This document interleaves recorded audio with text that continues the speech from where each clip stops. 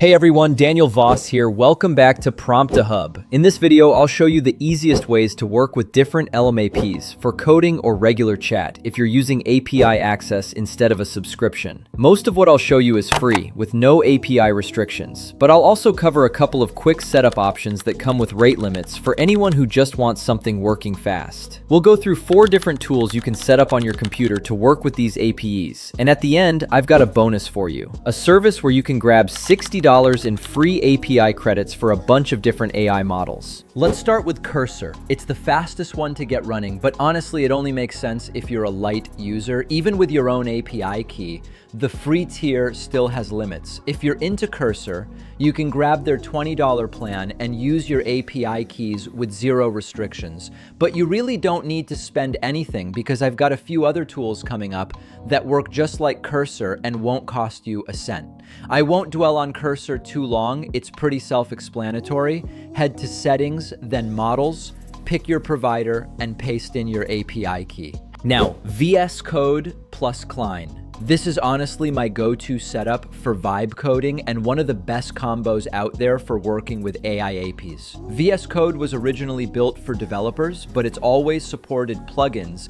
And once AI took off, a whole wave of extensions showed up, letting you run models right inside the editor. I'd also point you toward Kilo as an alternative to Cline. It's a fork of Cline and Rue Code, built to be more of an all-in-one solution. If you're working on heavier vibe coding projects or anything that leans on agent-style workflows, Kilo tends to hold up better. Third one, the official Claude Code app, launched through a bat file with your API key already set up and a model pre-selected. This one's your best bet if Claude's going to be your main provider. I haven't tried it out with Gemini, Grok, or the others, but in theory, it should work just as well. I've got a full breakdown of this setup, plus how to grab free API tokens for Claude in another video. Links in the corner of the screen and down in the description.